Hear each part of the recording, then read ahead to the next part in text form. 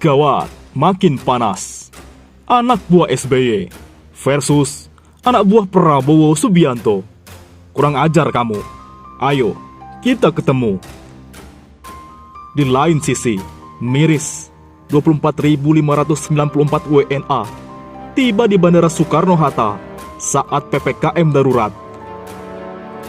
Mahasiswa di Kota Makassar blokade jalan, tuntut Presiden Jokowi.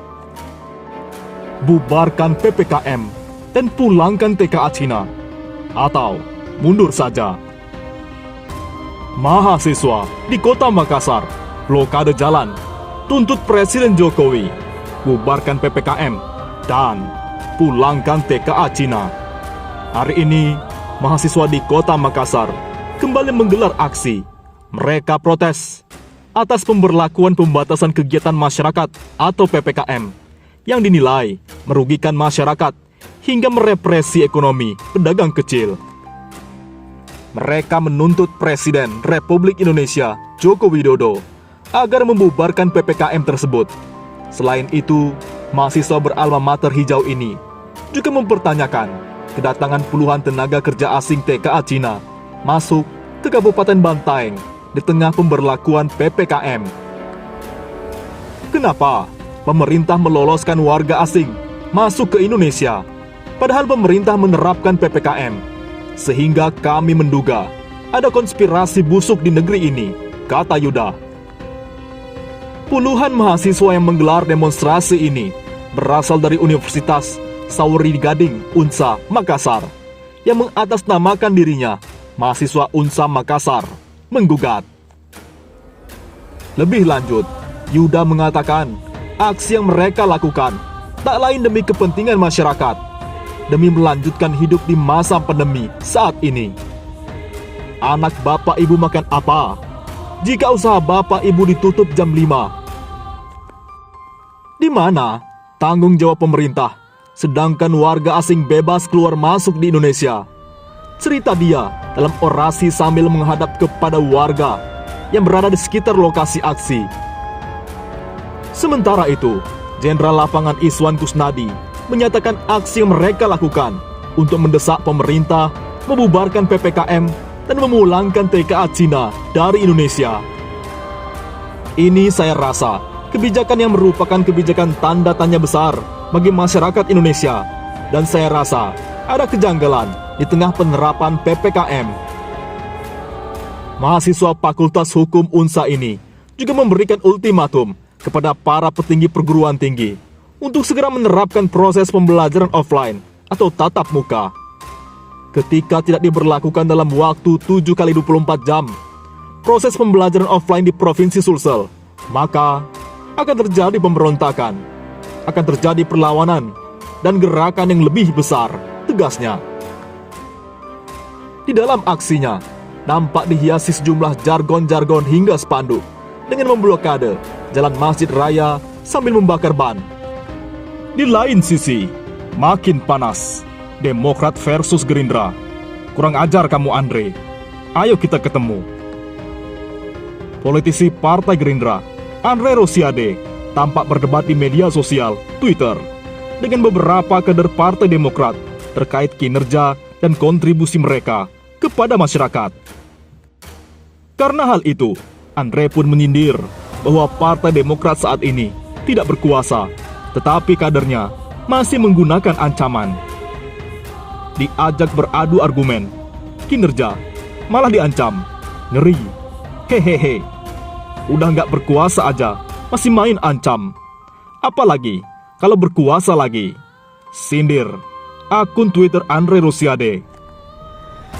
Mulanya, perdebatan tersebut saat Ketua Badan Penanganan Pemilu Demokrat Bapilu Andi Arief menyinggung Andre Rosiade saat membahas soal pandemi. Ia menyebut bahwa kader partainya tidak asal bicara soal pandemi COVID-19 ini. Kader Partai Demokrat tidak asal bicara. Kami diskusi rutin dengan para ahli ekonomi, ahli kesehatan dan lain-lain, kata Andi Arief. Memutuskan untuk ingatkan bahaya sebagai negara gagal punya dasar kuat. Bayangkan kalau puncak pandemi kasus menimpa di atas 700.000 orang per hari, Apakah Bro Andre Rosiade harus aware dengan ini? Balas Andre, ia pun menantang kader Demokrat untuk mengadu kinerja, baik di DPR maupun di daerah pemilihan atau dapil. Boleh diadu sama kader Anda, mau kerja di DPR atau bantu rakyat di dapil. Saya tunggu adu kinerjanya dengan rekam jejak yang jelas. Tapi ada yang aneh, ngajak rapat saja kok pada ngamuk sih. Hahaha, katanya. Boleh diadu sama kader Anda, mau kerja di DPR atau bantu rakyat di dapil. Saya tunggu adu kinerjanya dengan rekam jejak yang jelas. Tapi ada yang aneh, ngajak rapat saja kok pada ngamuk. Andre Rosiade, kontan saja. Tantangan Andre langsung dibalas politisi Demokrat lainnya, yakni Irwan Veko. Ayo, adu sama aku. Kurang ajar kamu Andre, so hebat kamu. Ayo ketemu kita, katanya. Lanjut Irwan, ia menuding bahwa Andre mencoba playing victim. Padahal, ia juga hanya meminta adu kinerja di dapil. Kamu minta diadukan? Ayo kita beradu. Adu kehadiran, adu kinerja di dapil, atau adu apa saja. Ayo, aku siap. Jangan sombong bro, di atas langit masih ada langit, katanya. Sambung jubir Partai Demokrat, lah diajak ketemu Bang Irwan Veko buat adu data dan program. Malah dibilang mengancam, takut digerebek itu dia. Bang Irwan Veko, ingat masa lalunya ntar, kata Herzaki Mahendra.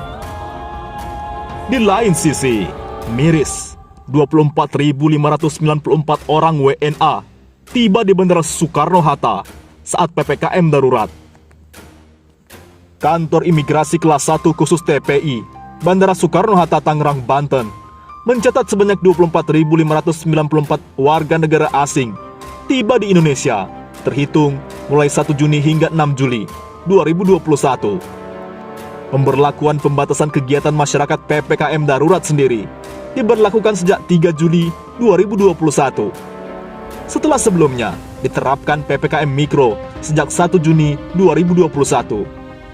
Menanggapi masih maraknya kedatangan warga asing ke tanah air, anggota Komisi 9 DPR fraksi PKS, Kurniasi Mufidayati, menyesalkan longgarnya kebijakan pemerintah tersebut.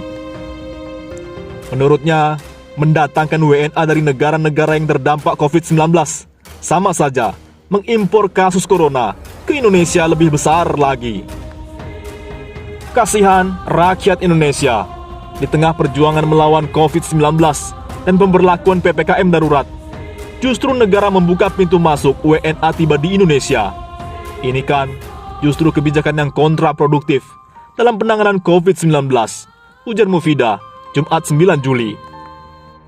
Apalagi, sambungnya, sejumlah WNA yang tiba tersebut didominasi dari negara yang membawa virus seperti Cina, India, Jepang, Korea Selatan, Amerika Serikat, dan Rusia. Untuk itu, legislator DKI Jakarta itu meminta agar negara lebih adil dalam penerapan PPKM darurat dengan tidak membuka peluang WNA untuk datang ke Indonesia. Sebab, kata Mufida, jika hal tersebut terus dilakukan, maka penanganan pandemi COVID-19 akan terhambat. Sama saja, tidak sensitif atas penderitaan rakyat. Pedagang dan pekerja yang tidak termasuk usaha non-esensial dan non-kritikal terpaksa tidak bisa usaha untuk penghidupan makan sehari-hari.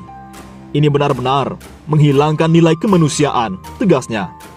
Ironisnya, tambah Mufida, rakyat disuruh untuk tinggal di rumah, mematuhi kebijakan PPKM darurat.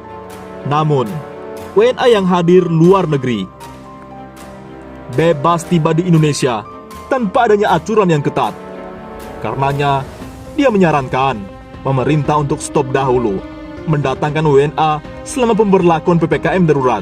Sebab, Indonesia sedang fokus dalam penanganan COVID-19 yang kian hari kian meninggi. Kita sedang sulit-sulitnya dalam mengatasi kasus, tandas Mufida.